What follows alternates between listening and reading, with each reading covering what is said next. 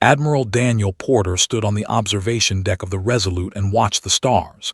He was 57 years old, and he had served in the fleet for 35 of those years. He had seen many things in his career. He had fought pirates near the outer colonies. He had negotiated with alien traders. He had buried friends who died in accidents far from home, but he had never seen anything like the message that now glowed on his data pad. The Galactic Council had given humanity an ultimatum: surrender all claims to the crystal deposits on the planet called New Promise, or face consequences. Daniel read the message 3 times. Each time, the words felt more insulting than before. Humanity had discovered New Promise 6 months ago. The planet was in unclaimed space, far from any territory belonging to the 12 elder races. Human explorers had found it, human scientists had surveyed it, and human miners were preparing to harvest the crystals that could power 1,000 colonies for 1,000 years. And now the council wanted to take it away. He turned from the window and walked toward the bridge. His boots made soft sounds on the metal floor. The ship hummed around him, alive with the energy of 3,000 crew members going about their duties. These were good people, loyal people. They had families on Earth and on the 12 colony worlds that humanity called home. Daniel wondered how many of them would still be alive by the end of the year. On Earth, Senator Kate was having similar thoughts. She sat in her office in the capital city and stared at the same message that Daniel had received. Kate was 44 years old, with gray streaks in her dark hair and lines around her eyes that came from too many sleepless nights.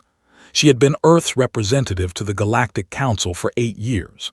In that time, she had learned one painful truth. The elder races did not respect humanity.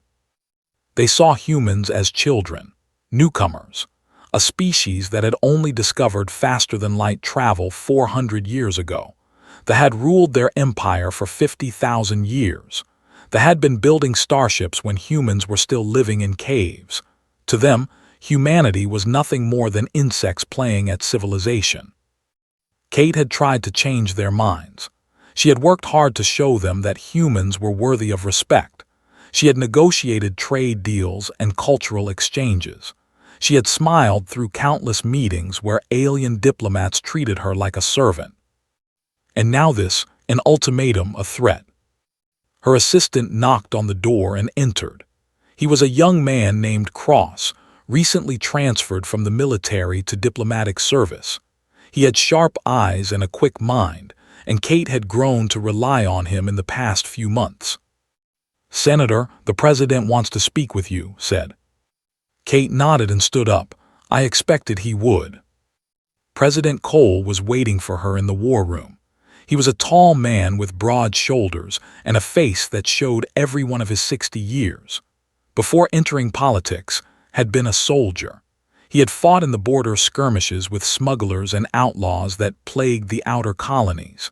He understood violence in a way that most politicians did not. "Kate," he said as she entered, "what are our options?" She took a seat at the long table. Holographic maps of human space floated above the surface, showing their 12 colony worlds scattered across a small corner of the galaxy. "We can surrender," Kate said. "Give up our claim to New Promise and hope the Council leaves us alone. And if we do not, then they will try to take it by force." Leaned back in his chair. "The Council has never attacked a member species before." "We are not really members," Kate replied. "We are guests. They tolerate us because we are useful for trade and because we have not caused problems, but they have never accepted us as equals." The president was quiet for a long moment. Outside the windows, the sun was setting over the Capitol. Golden light painted the buildings and streets that housed millions of people. Ordinary people living ordinary lives, unaware of the danger that was building in the darkness between stars. "What do you think they will do?" asked. Kate considered the question carefully. She had spent years studying the elder races. She knew their histories and their cultures. She knew how they thought. "They are proud," she said. High Speaker has been looking for a way to demonstrate his power to the other council members. We are an easy target, small, weak, isolated. So he will attack us to make himself look strong. I believe so, yes. Stood and walked to the window. He looked out at his city, his world, his people. I will not surrender, he said. My grandfather helped build the first colony on Mars. My mother died defending the trade routes in the outer system. Humans do not bow to bullies. We never have. Kate nodded. She had expected this answer. Part of her was proud of it. Another part was terrified. Then we need to prepare, she said. Already started, turned back to face her. Admiral Porter has begun moving the fleet to defensive positions. We have also activated some special projects that have been in development for a long time. Kate raised an eyebrow. What kind of projects? The kind we hoped we would never need. Far away, in a secret facility buried deep beneath the surface of Mars, a woman named Lisa Grant was working on one of those projects. She was the chief scientist of something called Project Ember, and she had spent 15 years building weapons that could end worlds. Lisa did not enjoy her work. She had become a scientist to help people, not to destroy them. But she understood why her work was necessary. The galaxy was not a kind place. The elder races had built their empires on the bones of countless species they had conquered and destroyed. Humanity needed a way to defend itself. And if defense was not possible, then humanity needed a way to make sure its enemies never threatened anyone again. She looked at the data on her screen. The Ember weapons were almost ready. A few more months of testing and they would be complete. She hoped they would never be needed. But somewhere deep in her heart, she knew that hope was probably foolish. In the great council chamber on the High Speaker was speaking to the assembled representatives of the 12 elder races. He was a tall creature with 4 arms and skin that shimmered like oil on water. His voice was cold and confident. The humans have refused our generous offer, he said. They cling to resources that should belong to civilized species. This cannot be tolerated. The representatives murmured in agreement. Only one remained silent. Ambassador of the sat in his chair and watched with worried eyes. He had met humans before. He had studied their history. He knew that underestimating them was a mistake. But no one asked his opinion. No one ever did. Smiled, showing rows of sharp teeth. I propose we teach these insects their place in the galaxy, once and for all. The vote would come in 30 days, and with it, the fate of billions. The Galactic Council chamber was filled with representatives from every elder race. 12 species that had ruled the galaxy for thousands of years sat in their designated sections, their eyes fixed on the central platform where High Speaker stood. The vote was about to begin. Senator Kate watched from the visitors' gallery. She was not allowed to speak during this session. Humans were not full members of the council, only observers. She could watch as 12 alien civilizations decided the fate of her species, but she could not say a single word. It was, she thought, a fitting symbol of how the galaxy had always treated humanity. Raised his 4 arms for silence. His oily skin caught the light as he moved, creating patterns that seemed almost hypnotic. His voice echoed through the vast chamber. The matter before us is simple. The humans have claimed resources that rightfully belong to established civilizations. They have refused to surrender these claims despite our warnings. I propose we implement sterilization protocol against the human species. Kate felt her blood turn cold. Sterilization protocol. She knew what that meant. The elder races had used it before against species they considered threats. It meant the complete destruction of a civilization. Every colony, every city, every ship, everything reduced to ash and silence. The representative of the empire stood. He was covered in scales that gleamed like polished bronze. The humans are arrogant for such a young species. They need to learn their place. I support the proposal. One by one, the other representatives voiced their agreement. The Collective, the Dominion, the Federation. Each one condemned humanity to death with casual words and cold indifference. Only Ambassador of the hesitated. He rose slowly, his thin body trembling slightly. "I urge caution," he said. "The humans are more dangerous than they appear. Their history is filled with violence and resilience. If we attack them and fail to destroy them completely, the consequences could be severe." Laughed. It was an ugly sound.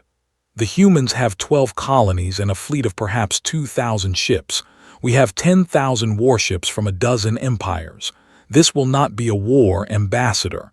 It will be an extermination." The vote was called. 11 species voted in favor of sterilization protocol. Only the abstained. Kate closed her eyes. When she opened them again, there were no tears. There was only a cold determination that would carry her through the dark days ahead. She had a message to send. 3 days later, the Council fleet appeared at the edge of human space. 10,000 warships arranged in perfect formation, their weapons charged and ready. They did not send warnings or demands for surrender. They had come to kill, not to negotiate. Admiral Daniel Porter received the sensor reports aboard the Resolute. His face showed no emotion as he studied the numbers. 10,000 ships against his 2,000. 5-to-1 odds. "Sir, what are your orders?" Commander Cross asked. Daniel looked at his young officer. Had transferred from diplomatic service just 2 months ago. He had a wife on Earth and a daughter who had just turned 3 years old. "Get our people out," Daniel said quietly. "Evacuation protocol. Every civilian ship, every transport, every shuttle. Send them to the emergency coordinates. And the fleet. We will buy them time." The battle lasted 6 hours. Human ships fought with everything they had. They destroyed almost 300 Council vessels before the last human warship was blown apart. Admiral Porter died on the bridge of the Resolute, still giving orders as fire consumed his ship. But the evacuation was too slow. The Council fleet split into 12 groups and attacked every human colony simultaneously. Orbital bombardment rained down on cities and towns. Billions of people looked up at the sky and saw death falling toward them. On Earth, President Cole stood in the command bunker deep beneath the Capitol. He watched the reports come in from every colony. New Shanghai on Alpha, New Boston on Tau, New Houston on Epsilon. One by one, the colonies went silent. Then the Council fleet reached Earth. The bombardment lasted for 12 hours. Major cities were reduced to craters. Forests burned across entire continents. The oceans boiled where the weapons struck. 4 billion people died in a single day. Cole was among them. The bunker took a direct hit from an orbital strike. He had just enough time to send one final message before the ceiling collapsed on top of him. The message went to Dr. Lisa Grant on Mars. She read it with steady hands, though her heart was breaking.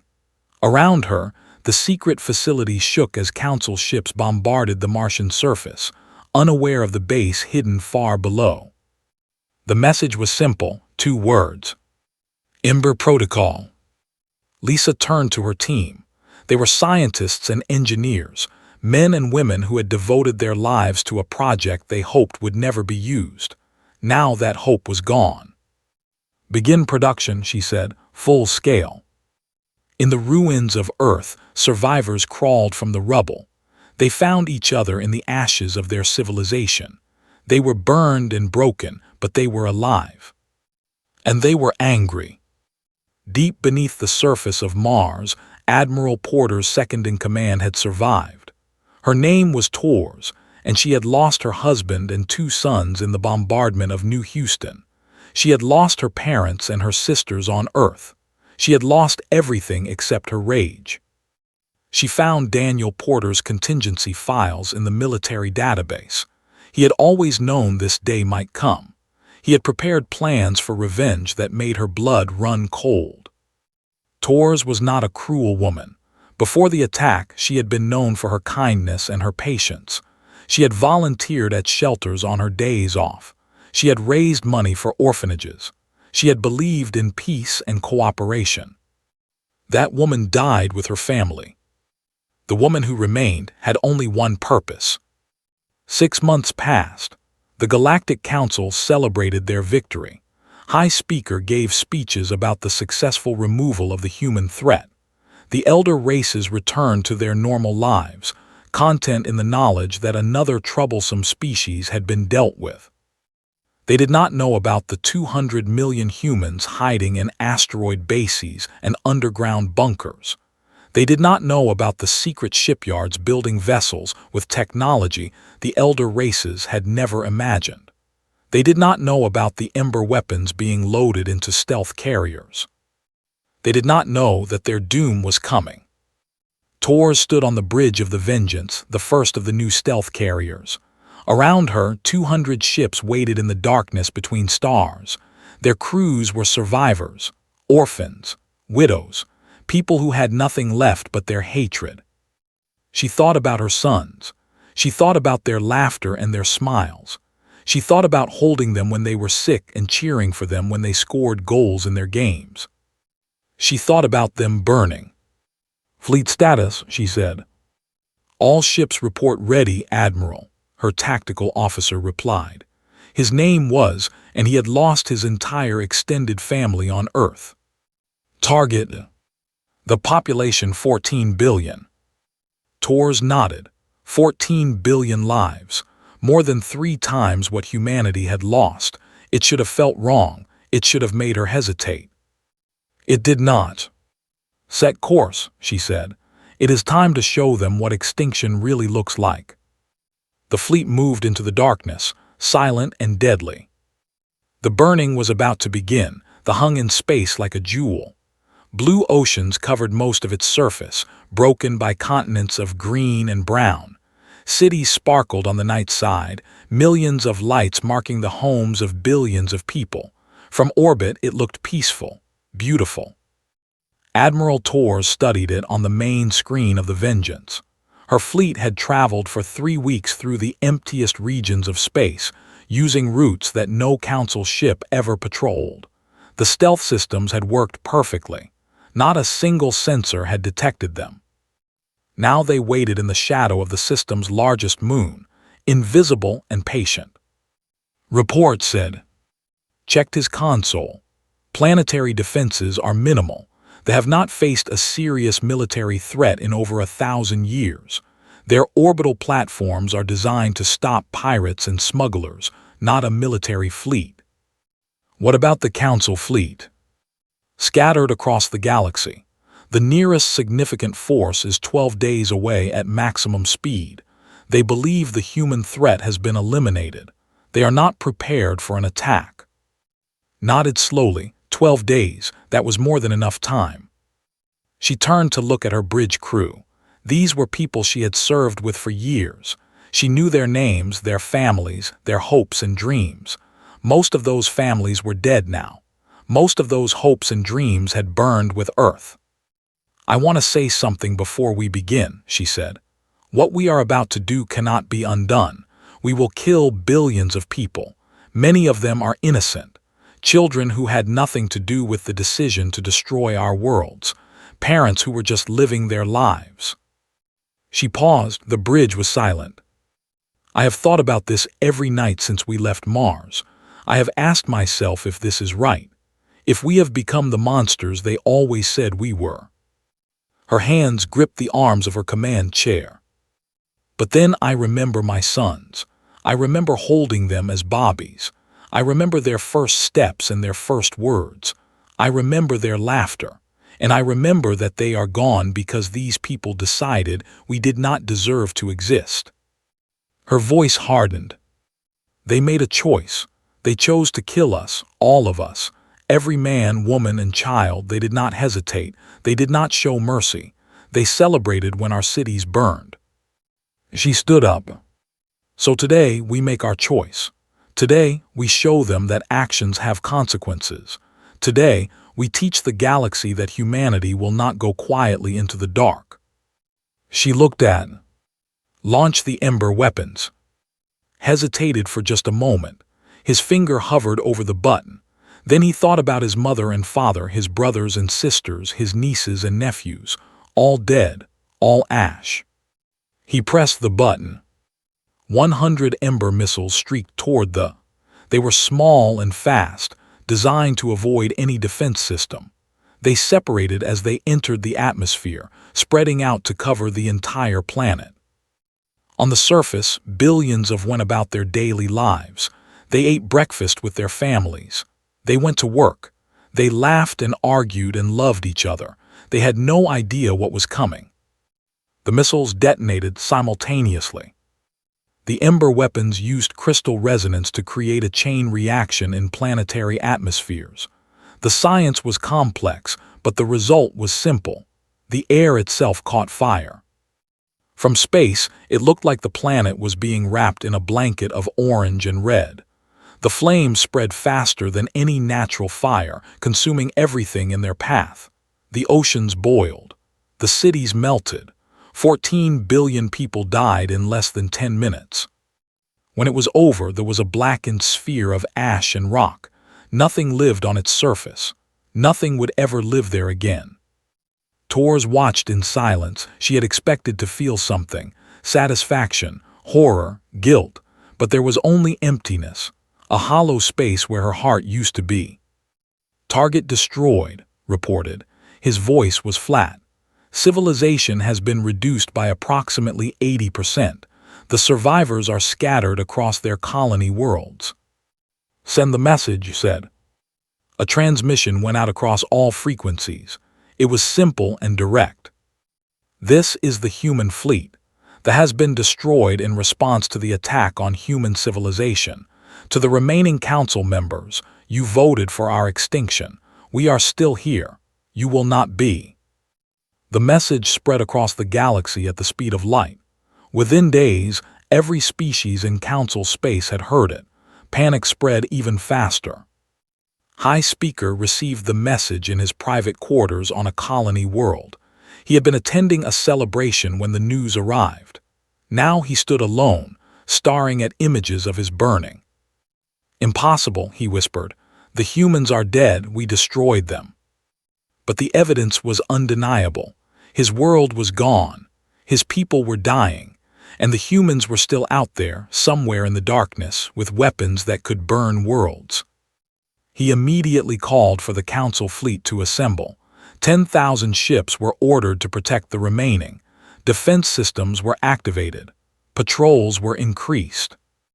It did not matter. The human fleet was invisible. Their stealth technology was beyond anything the elder races had ever developed.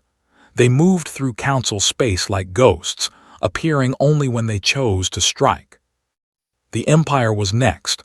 There burned 3 weeks after the 8 billion people reduced to ash in minutes. Then the Collective, then the Dominion, then the Federation. One by one, the species that had voted for humanity's extinction were pushed toward extinction themselves. Ambassador watched the destruction from his ship. He had fled his as soon as he heard about the human attack. He knew what was coming. He had tried to warn the council, but they had not listened. Now he was one of the few council representatives still alive. He decided to take a risk. He sent a message to the human fleet, hoping someone would respond. This is Ambassador of the.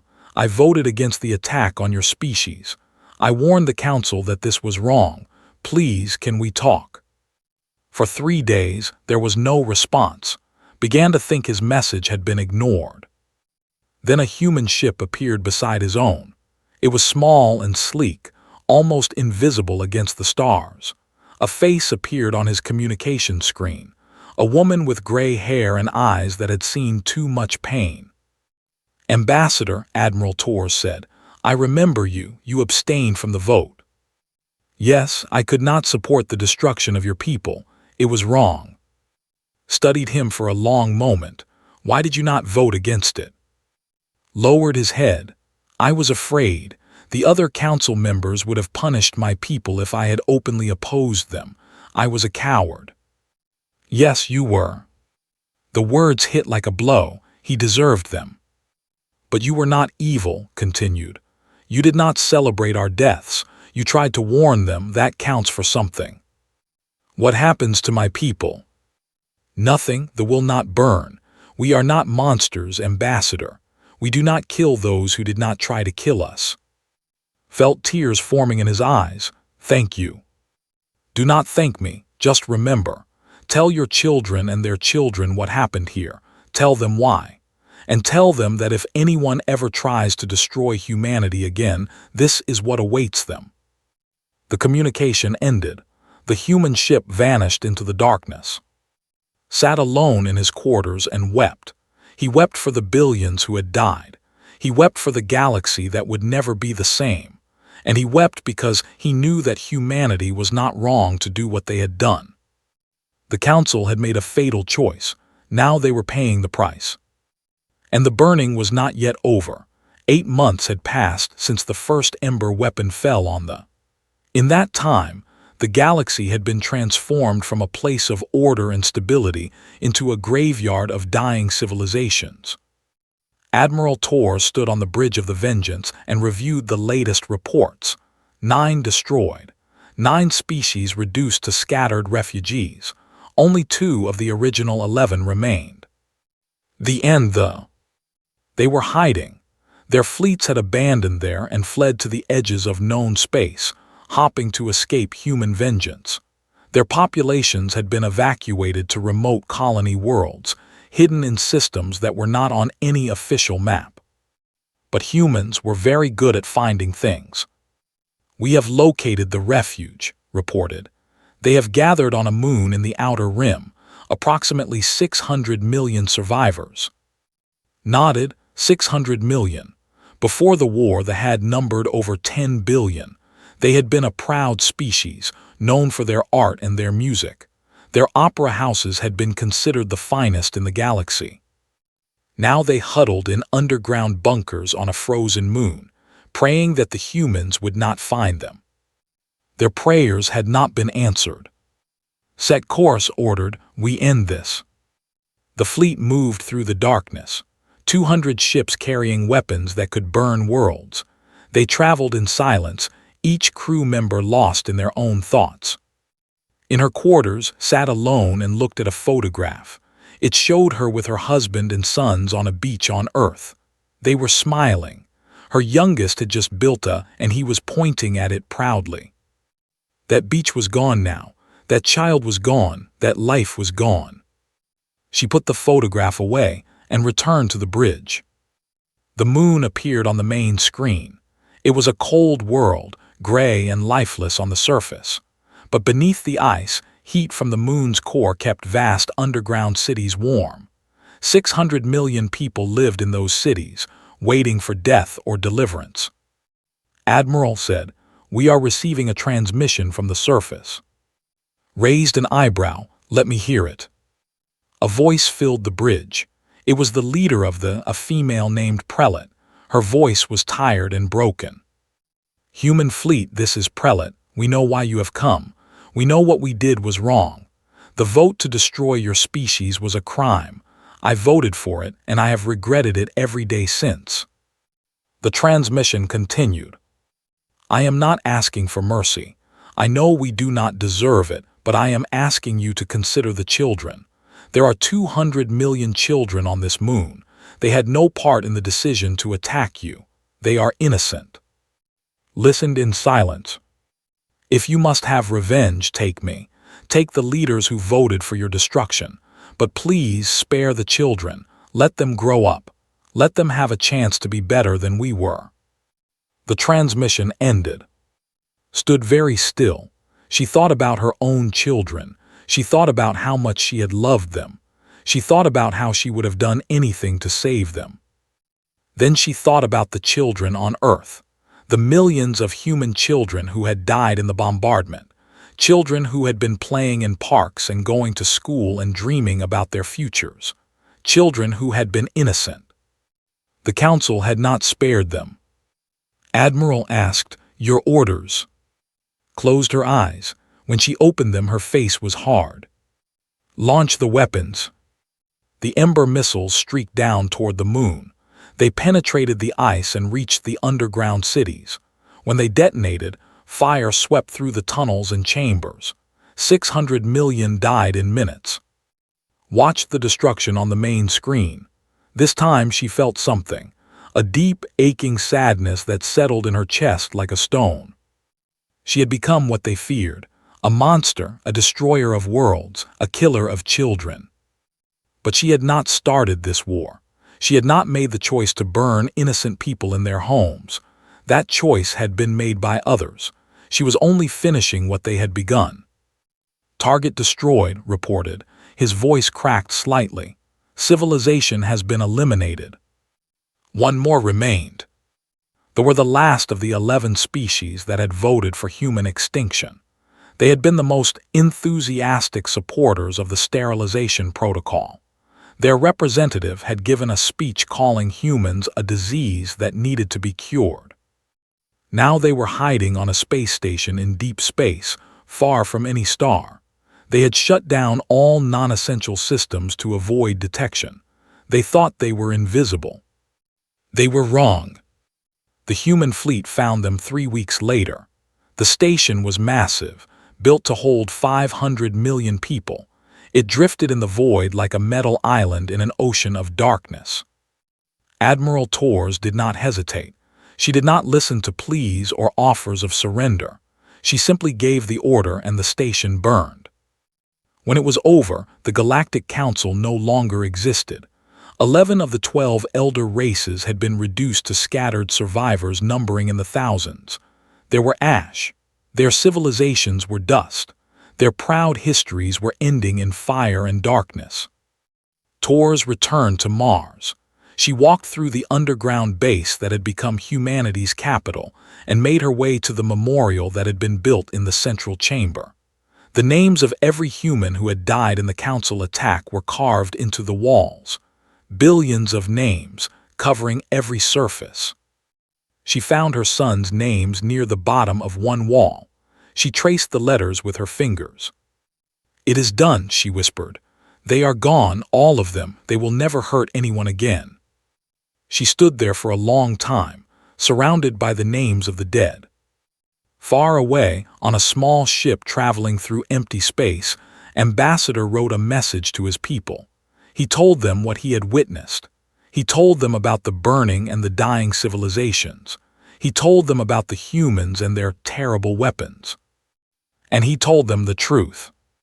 "The Council made a choice," he wrote. "They chose to destroy an innocent species for no reason other than greed and pride. They did not hesitate. They did not show mercy. They celebrated as billions of humans died." He paused, gathering his thoughts. Now the humans have made their choice. They have destroyed everyone who voted for their extinction.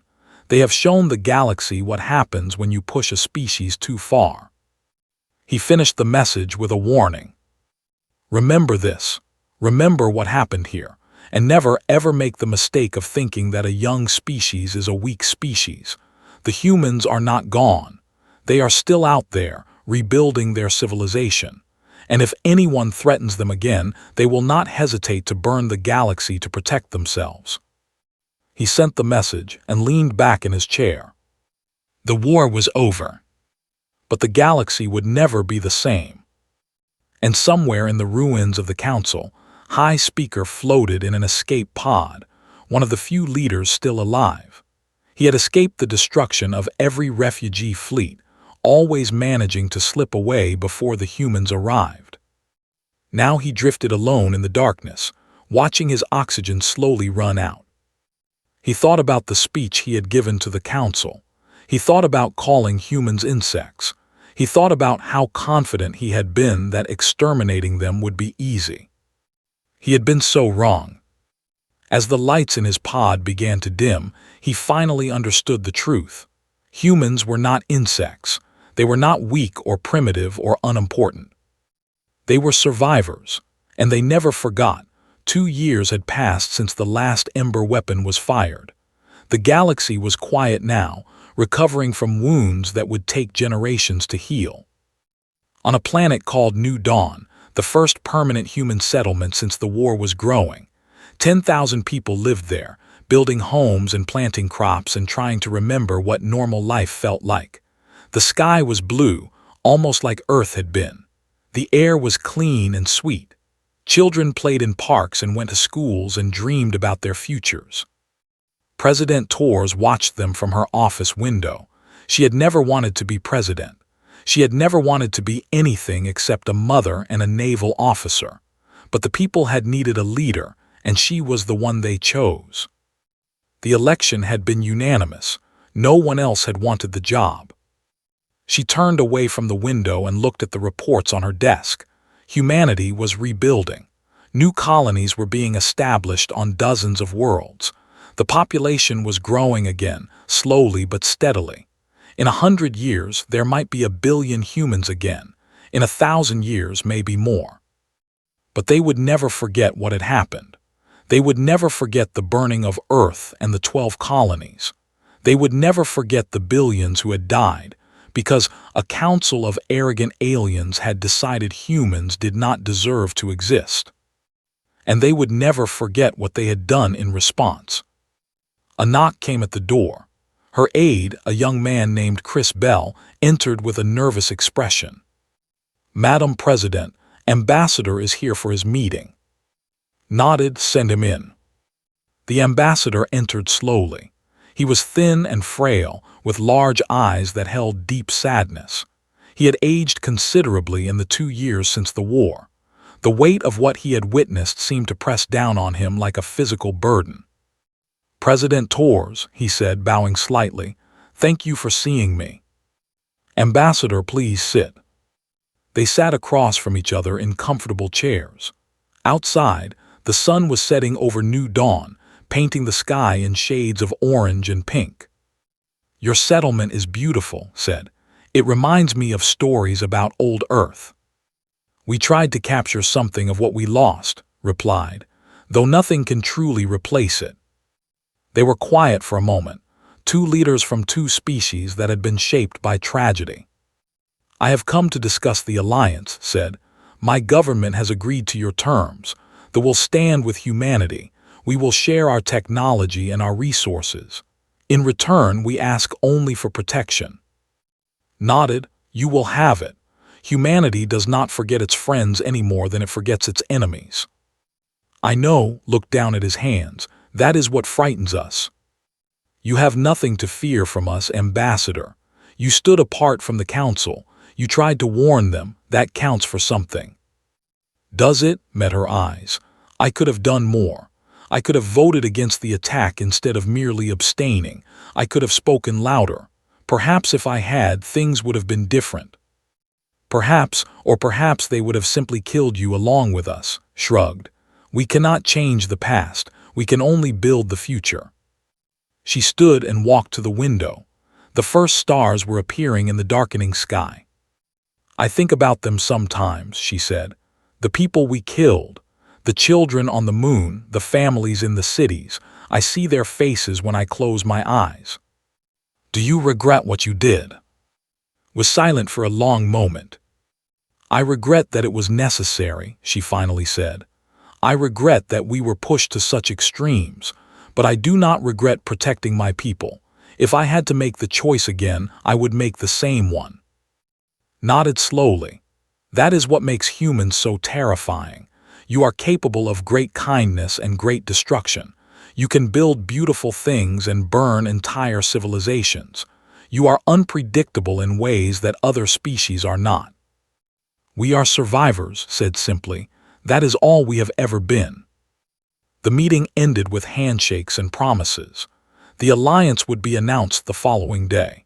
It would be the first diplomatic agreement of the new era, a sign that humanity was ready to rejoin galactic society. But things would be different this time. On the border worlds, human fleets patrolled the darkness. Every ship carried ember weapons. Every captain had orders to use them if humanity was ever threatened again. There would be no mercy, no hesitation, no second chances.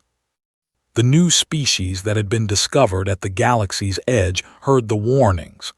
They listened to the stories about what had happened to the council. They learned about the burned and the extinct civilizations, and they made careful notes about how to treat humans. With respect, with caution, and never ever with violence. Commander Cross was stationed on one of the border worlds. He had survived the war by being on a distant patrol when the council attacked. He had lost friends and family like everyone else. Now he spent his days watching the stars and making sure no threat approached human space. One evening, a young alien diplomat arrived at his station. She was from a species called the newly discovered and eager to establish relations with the dominant power in the galaxy. "Commander Cross," she said, "I have heard stories about humans, about what happened to the council. I was wondering if they are true." Looked at her with tired eyes. "Which stories?" "That you burned 11 worlds, that you killed hundreds of billions of people, that you destroyed civilizations that had existed for thousands of years."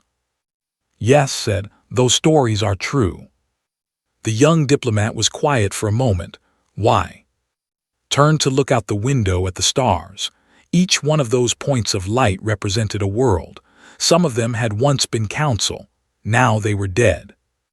"We wanted to be friends," he said.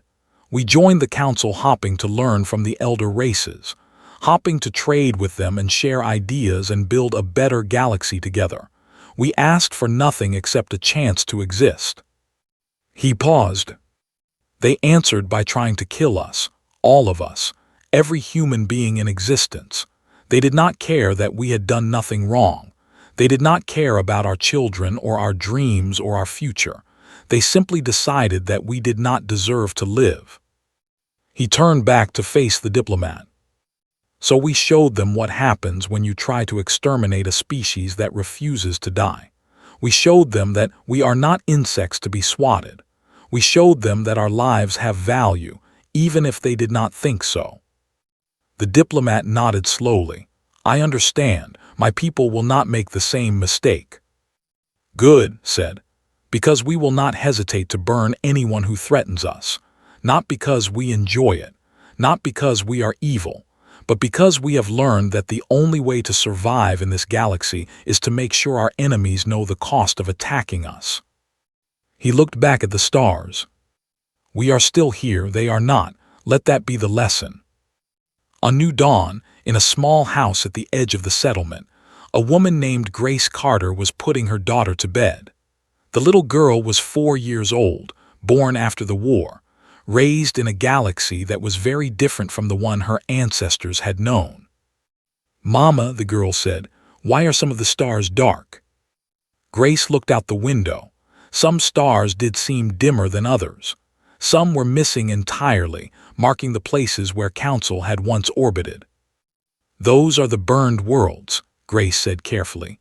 "Places where bad things happened a long time ago." "Teacher said we burned them. Is that true?" Grace sat on the edge of the bed and took her daughter's small hand. "Yes, sweetie, it is true." "Why?" Grace thought about how to explain. How do you tell a child about genocide and revenge? How do you explain that her people had been pushed to commit horrors in order to survive? "A long time ago, before you were born, there were people who wanted to hurt us. They attacked our homes and killed many, many people. Your grandmother and grandfather died in that attack." The little girl's eyes went wide. "That is very sad."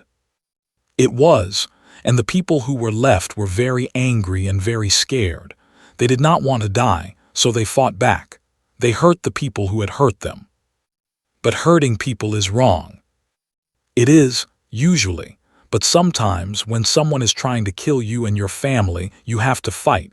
You have to protect the people you love. Grace squeezed her daughter's hand. "I hope you never have to make that choice. I hope you grow up in a world where everyone is kind and no one wants to hurt anyone." She looked out at the stars. "But if someone ever tries to hurt you or your children, remember this, we survive. That is what humans do. We survive no matter what it costs." The little girl nodded, not fully understanding but accepting her mother's words. "Good night, Mama." "Good night, sweetheart." Grace turned off the light and walked to the window. Outside, the stars shone bright and cold. Somewhere out there, the ruins of 11 civilizations drifted in silence. Somewhere out there, the survivors of those civilizations huddled on remote worlds, afraid of the creatures who had burned their empires to ash. Humanity had not wanted this. They had wanted peace and friendship and a place in the galactic community. But they had learned an important lesson. The galaxy was not kind. The galaxy did not care about fairness or justice. The galaxy respected only one thing: power. And humanity had power now. Terrible, devastating power that could burn worlds and end civilizations. They hoped they would never have to use it again. But if they did, they would not hesitate. Because they were survivors. And they would never forget.